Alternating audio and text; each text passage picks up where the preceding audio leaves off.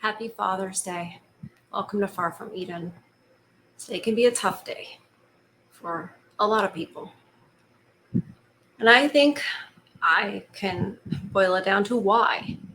And the reason why it can be so tough is because fathers are completely undervalued. Men are undervalued. Men are undervalued in our society. And that's being generous.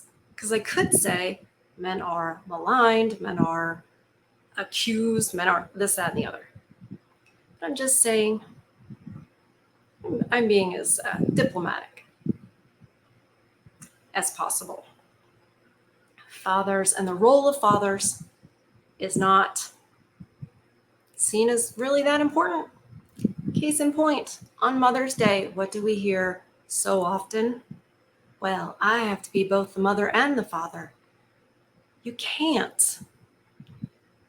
A woman can't be the father because she's not a man. And I didn't mean like biologically she can't be a father. Obviously that's true.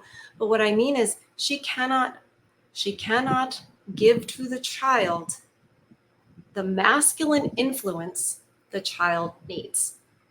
No matter how masculine or tough or this, that, or the other she is. And it isn't because she isn't good enough, and it isn't because she's a bad person necessarily. It's because she's not a father. Likewise, and men know this because men are not out there trying to say, well, I'm also the mother. They don't do that. Why? Well, probably logic and reason. But a man can't give the things to the children that a mother can, because she's the one that brings the feminine aspect. And the two of them together as parents are complementary and necessary. As we have seen, we don't just have to say that it's necessary because we believe it, because it's what we've learned in the Bible. It's not because it's what culture is. We can see, we've just done this live experiment in culture for the last, whenever single motherhood started going on the rise, that'd be the late 60s, and it's gone exponentially upwards. It's not good. Children don't turn out great. Even if dad's a good person, mom's a good person, well, you would still think like if they were, then why are they apart? Why they blow up the family? However, let's just say like it's still harmful to be without one or the other. But the only one we recognize their importance is the mother. Anyway, fathers are important beyond measure.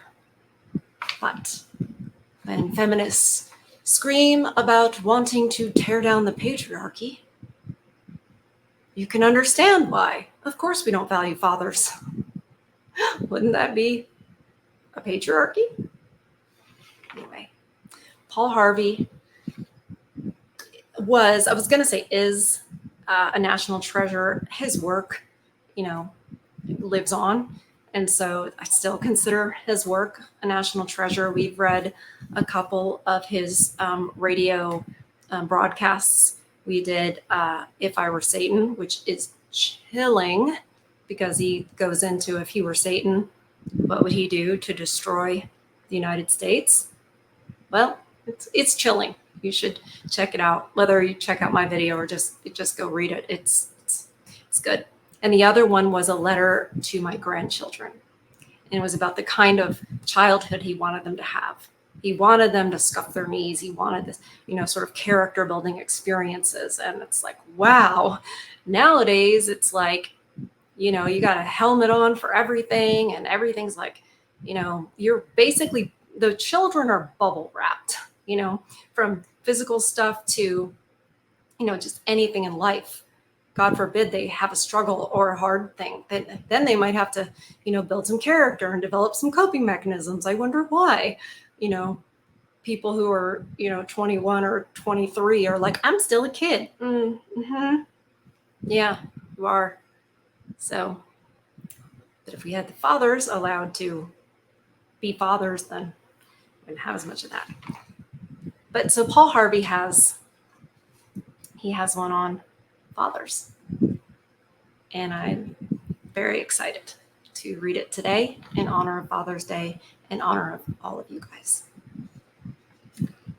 A father is a thing that is forced to endure childbirth without anesthetic.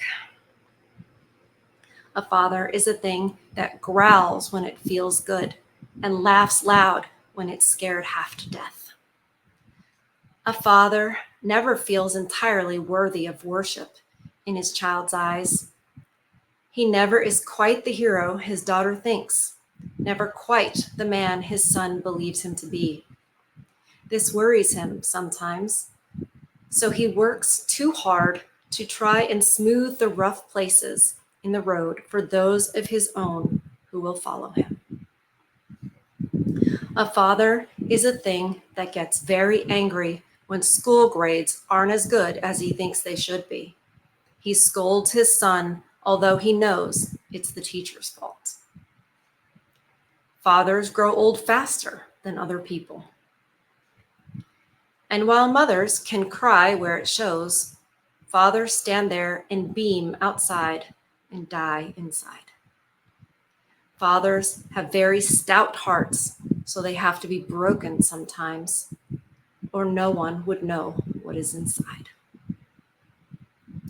Fathers give daughters away to other men who aren't nearly good enough, so they can have grandchildren who are smarter than anybody's. Fathers fight dragons almost daily. They hurry away from the breakfast table, off to the arena, which is sometimes called an office or a workshop, where they tackle the dragon with 3 heads: weariness, work, and monotony. Knights in shining armor. Fathers make bets with insurance companies about who will live the longest. Though they know the odds, they keep right on betting. Even as the odds get higher and higher, they keep right on betting more and more. And one day, they lose. But fathers enjoy an earthly immortality, and the bet is paid off to the part of him he leaves behind. I don't know where fathers go when they die, but I have an idea that after a good rest, he won't be happy unless there is work to do. He won't just sit on a cloud and wait for the girl he's loved and the children she bore. He'll be busy there too, oiling the gates, smoothing the way. I tried so hard. I wanted to read it smoothly for you guys at the end. Indeed. Indeed. And why? Why are fathers that way? Men are that way. Men are that way to those they love. And for whom will a man sacrifice more, otherwise known as love, in the Christian sense of the word and in the man sense of the word?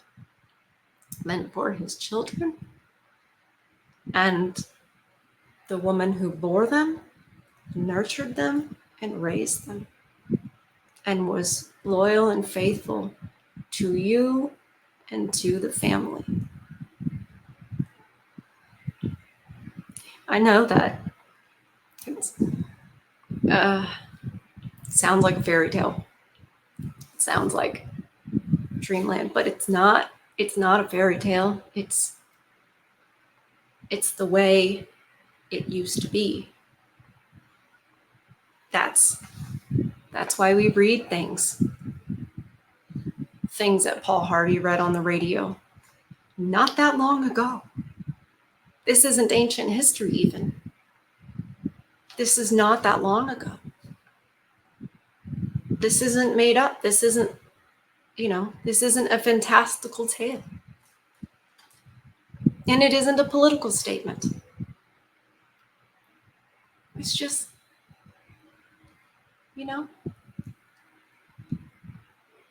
it was something we knew. Used to be able to write something like this without people saying, what about the mothers? What are you saying? Are you saying that mothers aren't important? You used to be able to say something like this. And at least have the women not think that it's somehow about them or should be about them or whatever. But at least here on Far From Eden, we're still going to read stuff like this. Because if there's one thing I want to always pursue, it's truth. And sometimes you have to look in interesting places. Places not everyone, especially in this generation, will think to look. Everyone now wants to Google stuff, and ask ChatGPT. And sometimes you've got to look back in old fairy tales, old poetry, I would call Paul Harvey an orator, a storyteller for sure. Sometimes you have to look at, old Norman Rockwell paintings. We've got a couple on the wall. That one right there that you see his legs, that's freedom from fear. It's a man and a wife. Let's see if I can adjust the camera without problems. Oh, look at, they're standing. The wife and the husband and the wife are standing at the bedside while the wife tucks in the kids. And it's freedom from fear. And then there's another one somewhere behind me. Oh, there it is. Look at that. That's freedom from want. And it's like, picture like what we would think of as a Thanksgiving table, probably just dinner, maybe on a Sunday night. And the looks like a grandmother, putting down like a big turkey. Freedom from want. And it's so much more than just all the food that's on the table, obviously. But as I was saying, there's truth in this. There's truth. What is good, what is true, what is beautiful. If you search for those things, you know who you'll find at the end of that? Jesus. Jesus will be like, hey, been waiting for you. Oops, can I move my camera back down? He's looking at his watch. What is good? What is true? What is beautiful? Not necessarily in that order, but it'll lead you to the same place. And I believe that fathers are good and necessary. I believe that that is true.